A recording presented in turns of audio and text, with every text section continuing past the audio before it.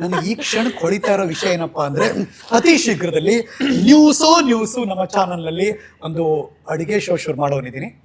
ಅದನ್ನ ನಡೆಸ್ಕೊಡಕ್ಕೆ ವಿನಯ ಪ್ರಸಾದ್ ಮೇಡಮ್ ಇರ್ತಾರೆ. ಅಯ್ಯೋ ದೇವ್ರೆ, ನಮ್ಮನೇಲಿ ಅಡಿಗೆ ಮಾಡಕ್ಕೆ ನನಗೆ ಪುರ್ಸೊತ್ತಿಲ್ಲ, ಇಲ್ಲಿ ಬಂದು ನಾನು ಅಡಿಗೆ ಮಾಡಲ್ಲ. ರೆಸಿಪಿ ನಾನು ಫುಲ್ ಕಣ್ಣು ಅರಳಿಸಿ ನೋಡ್ತಾ ಇದೀನಿ.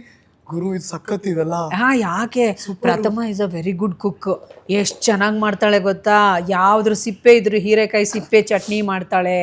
ಹೌದು, ತುಂಬಾ ಚೆನ್ನಾಗಿ ಮಾಡ್ತಾಳೆ, ಎಲ್ಲಾನು ಚೆನ್ನಾಗಿ ಮಾಡ್ತಾಳೆ. ಹೌದು, ಇವಾಗ ಶೂಟಿಂಗಿಗೆ ಬರ್ಬೇಕಾದ್ರೂ ರವೆ ಇಡ್ಲಿ ಕ್ಯಾರೆಟ್ ಎಲ್ಲ ತುರಿದು ಹಾಕಿ ಅದಕ್ಕೆ ಕಡಲೆಬೇಳೆ ಅದು ಇದ್ರೆಲ್ಲ ಒಗ್ಗರಣೆ ಕೊಟ್ಬಿಟ್ಟು ರುಚಿಯಾಗಿ ಮಾಡಿದ್ವಿ. ಚೆನ್ನಾಗಿ ಚಟ್ನಿ ಆಯ್ತಾ, ತಿನ್ಕೊಂಡೇ ಬಂದೆ ನಾನು. ಎಷ್ಟು ಅವಳ ಮನೆಗೆ ಹೋಗಿ ತಿಂಡಿ ತಿನ್ಕೊಂಡು ಇಲ್ಲಿಗೆ ಬಂದೆ. ಅಷ್ಟು ಚೆನ್ನಾಗಿ ಮಾಡ್ತಾಳೆ ಪ್ರಥಮ. Cooking is one of my biggest passion. Nice, great. Tell me, ಮಗು ಆಗಿದ್ದಾಗ ಮಾಮೂಲಿ ಅಮ್ಮ ಕರೆಕ್ಟ್ ಒಂದು ಕ್ಷಣ ಅನ್ಸುತ್ತಲ್ಲ, ಯಾವುದೋ ಒಂದು ಏಜಲ್ಲಿ ನಮ್ಮಮ್ಮ ಸೆಲೆಬ್ರಿಟಿ ಅಂತ. ಯಾವ ಏಜ್ ಅದು, ರಿಮೆಂಬರ್? ಫಸ್ಟ್ ಆಫ್ ಆಲ್ ನನಗೆ ತುಂಬ ಬೇಗ ಬುದ್ಧಿ ಡೆವಲಪ್ಮೆಂಟ್ ಆಗಿದ್ದು ಬಹಳ ಬೇಗ. ನಾನು ಮೇ ಬಿ 9-10 ತಿಂಗಳಿಗೆ ಮಾತು ಶುರು ಮಾಡಿದ್ದೆ. ಹೌದು, ಆಗ ಮಾತು ಶುರು ಮಾಡಿದ್ದೀನಿ, ಸ್ಪಷ್ಟವಾಗಿ ಮಾತು ಶುರು ಮಾಡಿದ್ದೀನಿ. 9ನೇ ತಿಂಗಳಿಗೆ 8ನೇ ತಿಂಗಳು 9ನೇ ತಿಂಗಳಿಗೆ ಎದ್ದು ನಡೆದಿದ್ದಾಳೆ, ಓಡಿದಾಳೆ. ಆಯ್ತಾ, ಆದರೆ ಆವಾಗ ಗೊತ್ತಿತ್ತು ನನಗೆ ಅಮ್ಮ ಕೆಲ್ಸಕ್ಕೆ ಹೋಗಿ ಬರ್ತಾ ಇದ್ದಾರೆ, ಹೊರಗೆ ಹೋಗ್ತಾರೆ. But it was never a big deal. Like ಅಯ್ಯೋ ಅಮ್ಮ ಬಿಟ್ಟು ಹೋದ್ರು ಆಗಿದ್ರೆ ಏನೂ ಇಲ್ಲ, ಯಾಕಂದ್ರೆ ಅಪ್ಪ ಇರ್ತಾ ಇದ್ರು ನೋಡ್ಕೊಳ್ಳಿಕ್ಕೆ, ಅಪ್ಪ ಇಲ್ಲಾದ್ರೆ ಅಜ್ಜಿ ಬರ್ತಾ ಇದ್ರು ನೋಡ್ಕೊಳ್ಳಿ. ಸೇಮ್ ಲೆಗೆಸಿ ಕಂಟಿನ್ಯೂಸ್ ಎಲ್ಲ ಆಗ್ತಾ ಇತ್ತು. ಮತ್ತು ಸಣ್ಣ ಏಜಿಂದಾನೇ ಅಮ್ಮ ಶೂಟಿಂಗಿಗೆ ಕರ್ಕೊಂಡು ಹೋಗೋದು, ಡಬ್ಬಿಂಗಿಗೆ ಕರ್ಕೊಂಡು ಹೋಗೋದು, ಅಲ್ಲಿ ಶಬ್ದ ಮಾಡಬೇಡ ಅಂತ ಹೇಳೋದು, ಮತ್ತು ತೊಟ್ಲು ಮಗು ಇರುವಾಗಲೇ ಆಕಾಶವಾಣಿ ರೆಕಾರ್ಡಿಂಗಿಗೆ ಕರ್ಕೊಂಡು ಹೋಗೋದು ಎಲ್ಲ ಮಾಡಿದ್ದಾರೆ. ಆದ ಕಾರಣ ಅಯ್ಯೋ ನಾನು ಇನ್ನೊಬ್ರಿಗೂ ಜೋರ್ ಮಾಡಿ ಬರ್ತಾ ಇದ್ದೆ ಶಬ್ದ ಮಾಡಬೇಡಿ ಅಂತ. ಇದೊಂದು ನಾನು ಹೇಳ್ತೀನಿ ಆಯ್ತಾ. ಆಲ್ ಇಂಡಿಯಾ ರೇಡಿಯೋಕ್ಕೆ 1.5 ವರ್ಷದ ಮಗು ಇವಳನ್ನ ಕರ್ಕೊಂಡು ಹೋಗಿದ್ದೀನಿ. ಒಂದ್ ಕಡೆ ಕೂಡಿಸ್ಬಿಟ್ಟು ಹೇಳ್ದೆ, ನೋಡಮ್ಮ ಶಬ್ದ ಮಾಡಬಾರ್ದು ಆಯ್ತಾ, ಎಲ್ಲ ರೆಕಾರ್ಡ್ ಆಗುತ್ತೆ, ಉಳಿದವರು ಮಾತಾಡೋವಾಗ್ಲೂ ಶಬ್ದ ಮಾಡಬಾರ್ದು ಅಂತ. ಇದು ಯಾವ ಕಾಲ ಅಂತ ನಾನು ಹೇಳ್ತೀನಿ. ಆಕಾಶವಾಣಿಯಲ್ಲಿ ಒಬ್ಬರೇ ನಿಂತ್ಕೊಂಡು ಮಾತಾಡೋ ಕಾಲ ಅಲ್ಲ, 3-4 ಮೈಕ್ಗಳು ಹಾಕ್ಕೊಂಡು ನೀವೊಂದು ಪಾತ್ರ ನಾನೊಂದು ಪಾತ್ರ ಇವರೊಂದು ಪಾತ್ರ ಸ್ಕ್ರಿಪ್ಟ್ ಎದುರುಗಡೆ ಇಟ್ಕೊಂಡು ಅದನ್ನ ಮೆಲ್ಲಗೆ ಅದ್ರ ಪೇಜು ಅದ್ರ ಶಬ್ದ ಬರದೇ ಇರೋ ಥರ ತಿರುಗಿಸಿ ಈ ನಾಟಕ ಓದುವಂಥ ಕಾಲ ಆಯಿತಾ. ಇವಳು ಬೇರೆಯವ್ರ ಪೇಜ್ ತಿರುಗಿಸೋವಾಗ ಒಂದು ಸ್ವಲ್ಪ ಜಾಸ್ತಿ ಶಬ್ದ ಆಗೋದು ಅಂತ, ಶಬ್ದ ಮಾಡಬೇಡ ಅಂತ ಇವಳು 1.5 ವರ್ಷದ ಮಗು ಇನ್ನೊಬ್ರಿಗೆ ಹೇಳೋಳು. ಇದನ್ನು ಈಗಲೂ ಕೂಡ ಆಕಾಶವಾಣಿಗೆ ಹೋದರೆ ಅಲ್ಲಿ ಕೆಲವರು ಎಂಪ್ಲಾಯೀಸ್ ಆಗಷ್ಟೇ ಸೇರ್ಕೊಂಡವ್ರು ಒಂದಷ್ಟು ಜನ ಇದ್ದಾರೆ, ಅವ್ರು ಈಗಲೂ ನೆನ್ಪು ಮಾಡ್ಕೋತಾರೆ, ಹೇಗಿದೆ ನಿಮ್ಮ ಮಗು, ಸೈಲೆಂಟ್ ಮಗು. ಸೊ ಹಾಗೆ ಹೋಗಿ ಹೋಗಿ ಮತ್ತೆ ಅಮ್ಮ ಹೋಗೋದನ್ನ ನೋಡಿ ನೋಡಿ ಅಭ್ಯಾಸ ಅನ್ಸೇ ಇರ್ಲಿಲ್ಲ. ಮತ್ತೆ ಶಾಲೆಗೆ ಹೋಗುವಾಗ ನಮ್ಮ ಮನೆಯಲ್ಲಿ ಅದನ್ನ ಹೇಳಿಕೊಡದೇ ಇದ್ರು ಕೂಡ ಶಾಲೆಯಲ್ಲಿ ಸುತ್ತಮುತ್ತ ಇರೋ ಆಯಮ್ಮ ಆಂಟಿಗಳಾಗಿರ್ಬೋದು ಅಥವಾ ಕೆಲವು ಟೀಚರ್ಸ್ ಆಗಿರ್ಬೋದು, ಬಾಕಿ ಸ್ಟೂಡೆಂಟ್ಸ್ ಮತ್ತು ಅವರ ಪೇರೆಂಟ್ಸ್ ಆಗಿರ್ಬೋದು, ಅಯ್ಯೋ ನಿಮ್ಮ ಅಮ್ಮನ ಪಿಕ್ಚರ್ ರಿಲೀಸ್ ಆಗಿದೆ, ನಾನು ನೋಡ್ಕೊಂಡು ಬಂದೆ, ಯಾವಾಗಾದ್ರೂ ಮೀಟ್ ಮಾಡಿಸು. ನಾನು ಯಾಕೆ ಅಂತ ಕೇಳ್ತಾ ಇದ್ದೆ, ಅಲ್ಲ ನಾನು ಯಾಕೆ ಅಂತ ಕೇಳ್ತಾ ಇದ್ದೆ. ಅವ್ರು ಅಷ್ಟು ದೊಡ್ಡ ಸ್ಟಾರು. ಅಮ್ಮ ಮಾತ್ರ ನನಗೆ ಯಾವಾಗಲೂ ಮನೆಯಿಂದ ಹೊರಡುವಾಗ ಒಂದು ಮಾತು ಹೇಳಿ ಕಳಿಸ್ತಾ ಇದ್ರು, ನೀನು ದೊಡ್ಡ ಸ್ಟಾರ್ ಮಗಳು ಅಥವಾ ನಿನ್ನ ಅಂತೆಲ್ಲ ನೀನು ಯೋಚನೆ ಮಾಡ್ಕೊಂಡು ಹೋಗ್ಲಿಕ್ಕಿಲ್ಲ, ನೀನು ನಾರ್ಮಲ್ ಎಲ್ಲ ಮಕ್ಕಳು ಹೇಗೋ ಹಾಗೇನೆ. ಮತ್ತು ನಿನ್ನಮ್ಮ ಆ್ಯಕ್ಟರ್ ಅಂತ ಹೇಳೋ ಕಾರಣಕ್ಕೆ ನೀನು ಆ ಸೊಕ್ಕಿಟ್ಕೊಂಡು ಇನ್ನೊಬ್ಬರನ್ನ ಕೆಟ್ಟದಾಗಿ ಟ್ರೀಟ್ ಮಾಡೋ ಹಾಗಿಲ್ಲ. ಸೊ ಮಿನಿಸ್ಟರ್ ಮಕ್ಕಳು ನಿನ್ನ ಫ್ರೆಂಡ್ಸ್ ಆಗಿದ್ರು, ಗಾರೆ ಕೆಲಸದವ್ರ ಮಕ್ಕಳು ನಿನ್ನ ಫ್ರೆಂಡ್ಸ್ ಆಗಿದ್ರು, ಎಲ್ಲರೂ ನಿನಗೆ ಸಮಾನ. And I think I have followed it till date and I will follow it in future also. ನಾನು ಎಲ್ರಿಗೂ ಒಂದೇ ರೀತಿಯ ಟ್ರೀಟ್ಮೆಂಟ್ ಕೊಡ್ತೀನಿ. ಸೊ ಬಾಕಿ ಸುತ್ತಮುತ್ತ ಹೇಳುವಾಗ ನನ್ನಮ್ಮ ದೊಡ್ಡ ಸ್ಟಾರ್ ಅಲ್ಲ, ದೊಡ್ಡ ಸೆಲೆಬ್ರಿಟಿ ಅಲ್ಲ, ನನ್ನ ತಲೆಯಲ್ಲಿ ಬರ್ತಾ ಇತ್ತು. ಆದರೆ ಅದನ್ನು ಹೊರಗಡೆ ಹೇಳೋ ಅಷ್ಟು ಒಂದು ಅವಕಾಶನೂ ಸಿಕ್ಕಿರಲಿಲ್ಲ ಅಥವಾ ಆ ಧೈರ್ಯ ಮಾಡಿರಲಿಲ್ಲ ನಾನು, ಅಮ್ಮ ದೊಡ್ಡ ಸ್ಟಾರ ನೀವು ಅಂತೆಲ್ಲ. ಯಾಕಂದರೆ ಪ್ರಪಂಚಕ್ಕೆ ದೊಡ್ಡ ಸ್ಟಾರ್ ಆಗಿರೋ ಅಂಥ ನನ್ನಮ್ಮ ಮನೆಯಲ್ಲಿ ನನ್ನದೇ ಏಜಿನ ಇನ್ನೊಂದು ಕೂಸಾಗಿ ನನ್ನೊಟ್ಟಿಗೆ ಆಟ ಆಡ್ತಾ ಇದ್ರು. ಇಟ್ಟಿಗೆ ಎಲ್ಲ ಜೋಡಿಸಿಟ್ಟು ಅದರಲ್ಲಿ ಗಂಜಿ ಬೇಯಿಸಿ ತಿಂದಿದ್ದು ಉಂಟು ನಾವು. ಆಯ್ತಾ, ನಾನು ಯಾವುದೋ ಹಣ್ಣು ತಿಂದು ಆ ಬೀಜ ಸಿಕ್ಕಿದಾಗ ಅದನ್ನ ಹುಗ್ದು ಅದನ್ನ ಗಿಡ ಮಾಡಿದ್ದು ಉಂಟು ನಾವು. ಸೊ ತುಂಬಾ ಸಿಂಪಲ್ ಆ್ಯಂಡ್ ಹಂಬಲ್ ಅಪ್ಬ್ರಿಂಗಿಂಗ್ ನಂದು. ಆಮೇಲೆ ಅಡುಗೆ ಮಾಡುವಾಗ ಎಲ್ಲ ಅವಳನ್ನು ಕಟ್ಟೆ ಮೇಲೆ ಕೂಡಿಸಿ ಇಟ್ಕೊಂಡು ಏನೇನೋ ಕತೆಗಳು ಹೇಳ್ಕೊಂಡು ಅಂದ್ರೆ ಹಾಡುಗಳು ಹೇಳ್ಕೊಂಡು ಸಂಗೀತ ಅಲ್ಲ ಕರೆಕ್ಟ್ ನಿಮ್ ಜೊತೆ ಇಬ್ರು ಅದ್ಭುತವಾದಂತಹ ಹಾಡುಗಾರರು. ಅಯ್ಯಯ್ಯಯ್ಯೋ. ಮತ್ತೆ ಮೇಕಪ್ ಮಾಡುವಾಗ ಅಮ್ಮ ಮೇಕಪ್ ಮಾಡ್ಕೊಂಡು ಹೋಗುವಾಗ ತೊಡೆ ಮೇಲೆ ಕೂಡ್ಸಿಟ್ಕೊಂಡು, ಇವತ್ತು ಕಾರಲ್ಲಿ ಬರ್ತಾ ಬರ್ತಾ ಅಮ್ಮ ಹೂ ಮುಡ್ಕೊಳ್ತಾ ಇದ್ರು, ನನ್ನ ಕೈಗೆ ಕ್ಲಿಪ್ಸ್ ಕೊಟ್ಟರು ಹಿಡ್ಕೊಳ್ಳಿಕ್ಕೆ.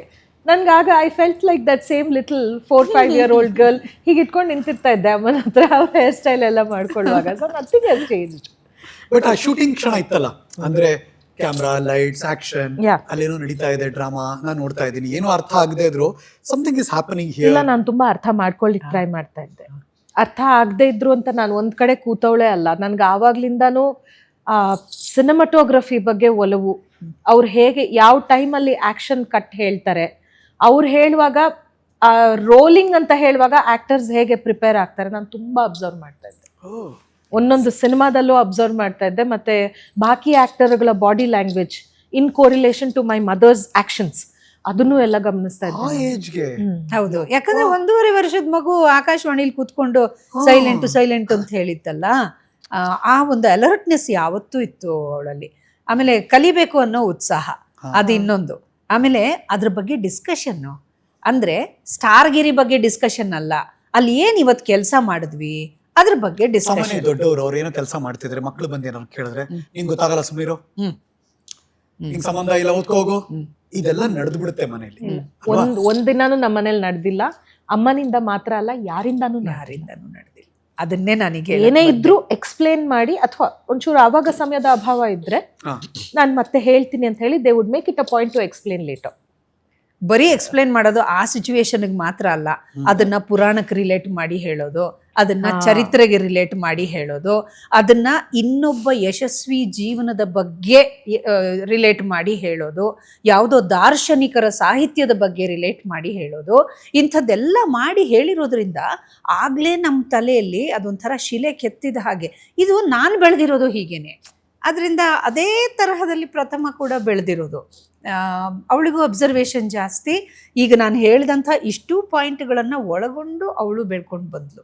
ಅದರಿಂದ ಆ ಲೈಫಿನ ಮಜಾನೇ ಬೇರೆ. ಸೊ ಈ ಕೂಸು ಹೊಟ್ಟೆ ಒಳಗಡೆ ಇರ್ಬೇಕಾದ್ರೆ ಒಂದು ಕಲ್ಚರ್ಗೆ ಒಳಪಟ್ಟಿದೆ. ಖಂಡಿತವಾಗಿ. ನಾನು ಇನ್ನೊಂದು ಫನ್ ಫ್ಯಾಕ್ಟ್ ಹೇಳ್ತೀನಿ. ಬ್ರಹ್ಮಾಂಡದ ದರ್ಶನ. ಹೌದು, ಒಂದ್ ಫನ್ ಫ್ಯಾಕ್ಟ್ ಹೇಳ್ತೀನಿ. ನನ್ಗೆ ಅಮ್ಮನ ಶೂಟಿಂಗ್ ತುಂಬಾ ಎಂಜಾಯ್ ಮಾಡ್ತಾ ಇದ್ದೆ ನಾನು. ಅದಕ್ಕಿಂತ ಹೆಚ್ಚಾಗಿ ಅಮ್ಮನ ಡಬ್ಬಿಂಗ್ಗಳು ಎಂಜಾಯ್ ಮಾಡ್ತಾ ಇದ್ದೆ. ಒಂದು, ಅಮ್ಮನ ಧ್ವನಿಯ ಏರಿಳಿತ, ಎಲ್ಲಿ ಪಾಸ್ ಕೊಡ್ತಾರೆ, ಒಂದು ನುಂಗೋದ್ರಿಂದ ಹಿಡಿದು ಒಂದು ಕೆಮ್ಮೋದ್ರಿಂದ ಹಿಡಿದು ಹೇಗೆ ಮಾಡ್ಬೇಕು ಅನ್ನೋದ್ರ observation. Of course that has help me so beautifully in my career. ಆಗ ನೋಡಿ ಕಲ್ತಿದ್ದು. ಇನ್ನೊಂದೇನಂದ್ರೆ, ಕೆಲವು ಕಲಾವಿದ್ರು ಅಲ್ಲಿ ಆನ್ ಶಾಟ್ ಏನೋ ಒಂದು ಹೇಳಿರ್ತಾರೆ, ಆದ್ರೆ ಇಲ್ಲಿ ಡಬ್ಬಿಂಗ್ ಅಲ್ಲಿ ಒಂದ್ ಚೂರು ವ್ಯತ್ಯಾಸ ಕೊಟ್ಟು ಹೇಳ್ಬಿಟ್ಟಿರ್ತಾರೆ. ನನಗೆ ಅದನ್ನ ಕಂಡು ಹುಡ್ಕೋದು ತುಂಬಾ ಒಂಥರ ಗೇಮ್ ನನ್ಗೆ. ಅಮ್ಮ ಅವರು ಅಲ್ಲಿ ಹಾಗೆ ಹೇಳಿದ್ರು, ಲಿಪ್ಸಿಂಕ್ ಅಲ್ಲಿ ಹೀಗೆ ಬಂದಿದೆ ನೋಡಿ ಅಂತ ಹೇಳ್ತಾ ಇದ್ರೆ, ಅಮ್ಮ was used to be astonished. Like 8-9 ವರ್ಷದ ಸಿಕ್ಕಾಪಟ್ಟೆ. ಸೊ ಕಾನ್ಸಂಟ್ರೇಷನ್ ನೆಕ್ಸ್ಟ್ ಲೆವೆಲ್ ಅಲ್ಲಿ ಇದೆ ಮೇಡಮ್. ತುಂಬಾ ಸಿಕ್ಕಾಪಟ್ಟೆ ಕಾನ್ಸಂಟ್ರೇಷನ್. ಅದು ಸುಮ್ಮನೆ ಒಂದು ಫನ್ನಿ ಇನ್ಸಿಡೆಂಟ್ ಅಂತ ಹೇಳ್ತೀನಿ, if you allow me to tell. ಡಬ್ಬಿಂಗ್ದು ಒಂದು ಡಬ್ಬಿಂಗ್ ಮಾಡಬೇಕಾದ್ರೆ ಬೇರೆ ಯಾರೋ ಒಬ್ಬ ಕಲಾವಿದೆ ಡಬ್ ಮಾಡ್ತಾ ಇದ್ರು. ಅವರು ಒಂದು ಥೂ ಅಂತ ಯಾರಿಗೋ ಉಗಿಬೇಕಾಗಿತ್ತು. ಅಂದರೆ ಅಲ್ಲಿ ಡೈಲಾಗ್ ಹೇಳಿದ್ದಾರೆ, ಬಟ್ ಆ ಸೌಂಡಲ್ಲಿ ಸೌಂಡ್ ಎಂಜಿನಿಯರ್ ಆಗಲಿ ಡೈರೆಕ್ಟರ್ ಆಗಲಿ ಅವ್ರಿಗೆ ತೃಪ್ತಿ ಸಿಗ್ತಾ ಇಲ್ಲ. ಥೂ ಅಂತ ಹೇಳಿರೋದು ತೃಪ್ತಿ ಸಿಗ್ತಾ ಇಲ್ಲ ಅವರಿಗೆ. ಅದು ಇನ್ನೂ ಸ್ವಲ್ಪ ಫೋರ್ಸ್ ಬೇಕಮ್ಮ ಅಂತಿದ್ದಾರೆ. ಥೂ ಥೂ ಥೂ ಇಷ್ಟು ಹೇಳಿದ್ರು ಅವ್ರಿಗೆ ಸಿಗ್ತಾ ಇರಲಿಲ್ಲ ಅದು. ಅದಕ್ಕೆ ಇನ್ನೊಬ್ಬ ಸೀನಿಯರ್ ಡಬ್ಬಿಂಗ್ ಆರ್ಟಿಸ್ಟ್ ಇದ್ರು ಅಲ್ಲಿ. ಅವ್ರು ಹೇಳಿದ್ರು, ನೋಡಮ್ಮ ನೀನ್ ಬರೀ ಥೂ ಅಂದ್ರೆ ಸಾಕಾಗಲ್ಲ, ಥೂ ಅಂತ ಲಿಪ್ ಮಧ್ಯದಲ್ಲಿ ನಾಲ್ಗೆ ಇಟ್ಕೊಂಡು ಥೂ ಅನ್ನೋ, ಅವಾಗ ಚೆನ್ನಾಗಿ ಥಡ್ ವಾಯ್ಸು ಬರುತ್ತೆ, ಒಳ್ಳೆ ಥೂ ಅಂತ ಉಗ್ದಂಗಾಗುತ್ತೆ ಅಂತ ಅವ್ರು ಹಾಗೆ ಡಬ್ಬಿಂಗ್ ಮಾಡಿದ್ರು. ಚೆನ್ನಾಗ್ ಬಂತು ಅದು. ಮನೆಗ್ ಬಂದ್ಮೇಲೆ ಇಬ್ರು ಹೀಗ್ ಮಲ್ಕೊಂಡಿದೀವಿ ಹಾಸಿಗೆ ಮೇಲೆ. ಇವಳು, ಅಮ್ಮ ಅವ್ರು ಹೇಗಮ್ಮ ಡಬ್ಬಿಂಗ್ ಮಾಡಿದ್ದು ಥೂದು ಅಂತ. ನಾ ಹೇಳ್ದೆ, ನೀನ್ ಹೇಳು ಹೇಗ್ ಮಾಡಿದ್ದಾರೆ ಅಂತ. ಮಲ್ಕೊಂಡ ಅವಳು ಅಷ್ಟು ಎಂಜಲೆಲ್ಲ ಬಂದು ನನ್ ಮುಖ. 5 years ಏನೋ ನಂಗೆ ಕುತೂಹಲ ಇತ್ತಲ್ಲ, ಹೆಂಗ್ ಮಾಡಿದ್ರು ಒಂದು ಎಷ್ಟು ನಕ್ಕಿದೀವಿ ಆವತ್ತಿನ ದಿವಸ ಮಧ್ಯರಾತ್ರಿಯಲ್ಲೂ ಅಂತಂದ್ರೆ. ಅಂದ್ರೆ ಇವತ್ತಿಗೂ ಡಬ್ಬಿಂಗು ಬೈಯೋದು ಅಂತಂದಾಗ ಅಂದ್ರೆ ಆ ಥರದ ಕ್ಯಾರೆಕ್ಟ್ರು ಏನಾದ್ರು ಇದ್ರೆ ಅಮ್ಮ ಯಾವ ತರ ಡಬ್ಬಿಂಗ್ ಮಾಡಿ ಬಂದಿ ಥೂ ಅಂದ್ಯಾ ಅಂತ ಬಟ್ ಕೇಳ್ತಿರ್ತಾರೆ. ಅದೊಂದು ದೊಡ್ಡ ಕಲೆ. ಬಿಕಾಸ್ ನಾನು ತುಂಬಾ ದೊಡ್ಡ ಕಲಾವಿದರೆ ಡಬ್ಬಿಂಗ್ ಅಲ್ಲಿ ಒದ್ದಾಡೋದು ನೋಡಿದೀನಿ. ಅಂದ್ರೆ ಅವರ ಸಂಭಾಷಣೆಗೆ ಅವರ ಲಿಪ್ ಮೂಮೆಂಟ್ ಕೂರ್ಸೋಕೆ ಕಷ್ಟಪಟ್ಟಿರೋದನ್ನ ನಾನು ನೋಡಿದೀನಿ. ಹೌದು. ಆದ್ರೆ ನಿಮ್ಮಮ್ಮ ಎಕ್ಸ್ಪರ್ಟ್. ಅಲ್ಲ, ಅಮ್ಮ ಎಕ್ಸ್ಪರ್ಟ್ ಅಂತಿರಲ್ಲ. ಈ ಸಂದರ್ಭದಲ್ಲಿ ನನಗೆ ಸ್ಫೂರ್ತಿಯಾದಂತಹ ಇಬ್ರು ಕಲಾವಿದರ ಹೆಸರನ್ನ ನಾನು ಇಲ್ಲಿ ಹೇಳಲೇಬೇಕು. ಪ್ಲೀಸ್. ಕನ್ನಡ ಚಿತ್ರರಂಗದಲ್ಲಿ ಸರ್ವಮಂಗಳ ಅಂತ ಒಬ್ರು ಡಬ್ಬಿಂಗ್ ಆರ್ಟಿಸ್ಟ್ ಇರ್ತಾ ಇದ್ರು, ನಮ್ಮ ಡಿಂಗ್ರಿ ನಾಗರಾಜ್ ಅವರ ಮಡದಿ. ಆಯ್ತಾ, ಆಕೆ ಡಬ್ಬಿಂಗ್ ಮಾಡೋದನ್ನ ನೀವು ನೋಡ್ತಾ ಇದ್ರೆ ಒಂದು ಸಂಗೀತ ಕಚೇರಿಲಿ ಕೂತ್ಕೊಂಡು ಒಂದು ಫುಲ್ ಲೆಂತ್ ಸಂಗೀತ ಕಚೇರಿನ ಅನುಭವಿಸಿದ ಹಾಗೆ ಇರ್ತಾ ಇತ್ತು. 3 ಪಾತ್ರಗಳಿಗೆ ಅವರು ಡಬ್ಬಿಂಗ್ ಮಾಡ್ತಾ ಇದ್ರು. ಹೀರೋಯಿನ್ಗೆ ಮಾಡೋವಾಗ ಅದರ ಲಾಲಿತ್ಯನೇ ಬೇರೆ, ಸ್ವಲ್ಪ ಬೇರೆ ಪಾತ್ರಕ್ಕೆ ಮಾಡೋವಾಗ ಅದರ ಲಾಲಿತ್ಯನೇ ಬೇರೆ, ಇನ್ನೊಂದು ಪಾತ್ರ ಯಾವುದೋ ರಫ್ ಪಾತ್ರ ಮಾಡೋವಾಗ ಅದೇ ಬೇರೆ. ಆಮೇಲೆ ಬೇರೆ ಬೇರೆ ಭಾಷೆಯ ಕಲಾವಿದರು ಬಂದು ಇಲ್ಲಿ ನಟಿಸ್ತಾ ಇದ್ರು. ಅವರು ತಮ್ಮದೇ ಆದ ಶೈಲಿಯಲ್ಲಿ ಹೇಗೋ ಕನ್ನಡ ಮಾತಾಡಿ ಒಟ್ನಲ್ಲಿ ಹೇಳಿ ಹೋಗ್ತಾ ಇದ್ರು. ಅಭಿನಯ ಚೆನ್ನಾಗಿರ್ತಾ ಇತ್ತು.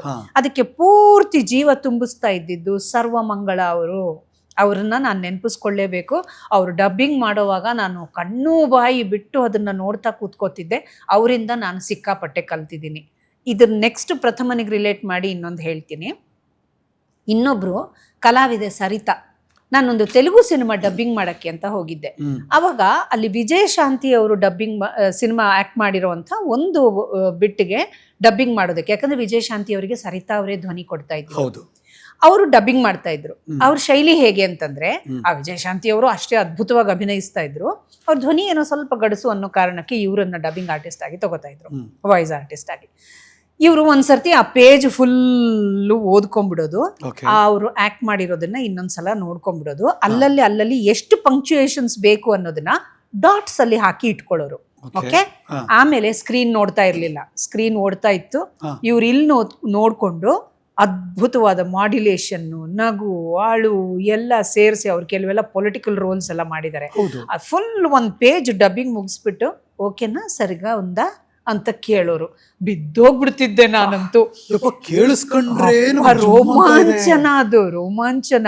ಸುಮ್ಮನೆ ಕಲ್ಪನೆ ಮಾಡ್ಕೊಂಡು ಸ್ಕ್ರೀನ್ ನೋಡದೆ ಒಂದ್ಸಲ ನೋಡ್ಕೊಂಡು ಡಾಟ್ ಇಟ್ಕೊಂಡು ಹೇಳ್ತಾರೆ ಅಂದ್ರೆ ಏನ್ ಕಾನ್ಸಂಟ್ರೇಷನ್ ಇರ್ಬೇಕು ನೋಡಿ. ವಾಯ್ಸ್ ಮಾಡ್ಯುಲೇಷನ್ ಮೇಲೆ ಹಿಡಿತ ಏನಿರ್ಬೇಕು, ಭಾಷೆ ಮೇಲೆ ಹಿಡಿತ ಏನಿರ್ಬೇಕು, ಆ ವಿಜುವಲ್ ಮೀಡಿಯಾದ ಒಂದು ಇಂಪ್ರಿಂಟ್ ಆಗುವಂಥದ್ದು, ಮನಸ್ಸಿನ ಮೇಲೆ ಒಂದು ಇದಾಗುವಂಥದ್ದು, ಎಷ್ಟು ಚೆನ್ನಾಗಿ ಅದನ್ನ ತಗೊಂಡಿದ್ದಾರೆ, ಗ್ರಾಸ್ಪ್ ಮಾಡಿದ್ದಾರೆ ಅಂತ. ಇದು ನನಗೆ ತುಂಬಾ ಸ್ಫೂರ್ತಿ. ಇತ್ತೀಚೆಗೆ ಪ್ರಥಮನು ಥರದ್ದು ಕೆಲವು ಡಬ್ಬಿಂಗ್ಗಳು ಮಾಡಿದ್ದಾಳೆ, ವಾಯ್ಸ್ ಓವರ್ ಇದು ಮಾಡಿದ್ದಾಳೆ. ಶಂಕರ, ಆದಿ ಶಂಕರನ. So along with my dancing career, my acting career, I am also voice over artist. Yes, ಆಯ್ತಾ. ನಾನು ಸುಮಾರು ಆಡ್ಗಳಿಗೆ ಬರೀ ಅಚ್ಚು ಅಲ್ಲ, ಅಚ್ಚು ಮೆಚ್ಚು.